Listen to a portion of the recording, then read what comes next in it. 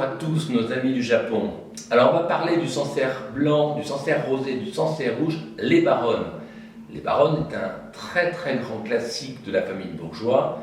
C'est un vin qui est issu des villages de Chavignols, mais également autour du village de Chavignols, sur des sols d'argile et de calcaire, les terroirs les plus représentatifs de l'appellation, avec bien sûr des caractères bien propres à eux. On va débuter avec le Sancerre blanc, qui est donc un vin issu de parcelles qui ont plus ou moins 40 ans d'âge, qui sont plantées sur des coteaux exposés plutôt sud, donc bénéficiant de l'ensoleillement, avec une richesse en sucre des raisins un peu supérieure à la moyenne du Sancerrois. Évidemment, sur le Sauvignon blanc, ça donne des parfums, ça donne une finesse aromatique, ça donne également un profil aromatique très intéressant. Les fruits à chair blanche, il y a notamment le côté juteux de la pêche, de vigne, mais aussi des agrumes. Et c'est ça le peps et la verve qui signent complètement le Sancerre blanc les Baronnes. Fraîcheur, la minéralité apportée par le calcaire, presque le côté crayeux au niveau de la texture en bouche. Sancerre blanc les Baronnes, c'est toute cette composition-là. Si c'était une peinture, je comparerais ce vin à un style Monet, tout en couleur, mais tout en beauté également. Le Sancerre rosé, il s'agit d'un vin qui est assez intéressant pour sa couleur, voire attractif. En fait, c'est un vin de séduction. On l'aime en entrée d'un repas, mais aussi en apéritif légèrement rafraîchi. Alors, le rosé de Sancerre est issu du pinot noir. Le pinot noir donne des vins avec beaucoup de finesse. Et grâce à sa petite macération très courte, on va avoir toute la délicatesse. Il suffit de regarder également sa robe.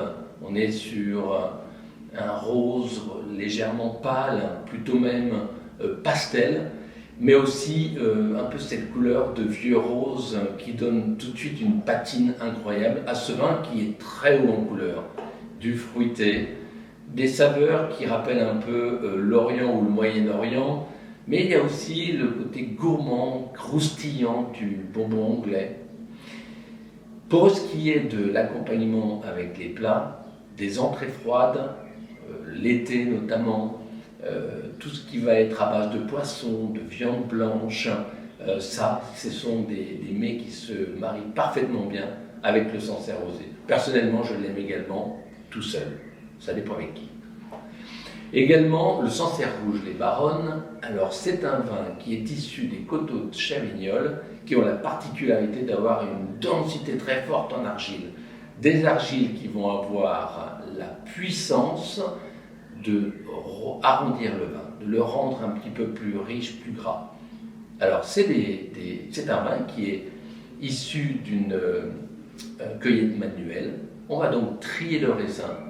Il faut beaucoup de patience puisqu'on ne veut retenir que les meilleurs raisins. Puis on va faire une macération dans des cuves en bois pour lui donner le temps de donner la plus belle couleur, puisque c'est vraiment par le temps que cette couleur va être extraite de la peau des raisins. Puis ensuite, bien, c'est également un jeu de patience parce que ce bouquet aromatique de petits fruits rouges, des petites baies juteuses, mais aussi très concentrées, on y retrouve de la mûre aussi, on y retrouve du cassis. Eh bien, tous ces arômes-là vont se développer au fur et à mesure d'un élevage qu'on a choisi de faire au domaine bourgeois dans des barriques, et en particulier des barriques de 600 litres, pas trop petites et pas trop grosses. L'idée, c'est d'aller chercher l'harmonie.